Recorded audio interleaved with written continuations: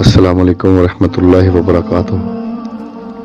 سامعین و ناظرین محتشم، رسالۃ الحقوق میں فرزند رسول امام سجاد علیہ السلام نے انسان کے ذمے جن 50 حقوق کو بیان فرمایا ہے، ان میں چوتھا حق کان کا حق ہے۔ تو آپ ارشاد فرماتے ہیں کہ کان کا حق یہ ہے کہ تم اسے ہر چیز کے لیے اپنے دل کا راستہ بننے سے دور رکھو۔ ہاں، اسے اس بہترین بات کے لیے دل کا راستہ بناؤ جو تمہارے دل میں پیدا ہو، جو تمہیں بہترین اخلاق سے آراستہ کرے،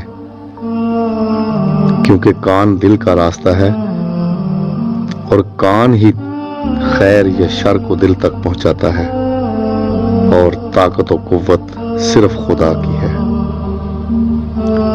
خداوند متعال ہمیں عمل کی توفیق بخشے، آمین یا رب العالمین۔ والسلام علیکم ورحمۃ اللہ وبرکاتہ۔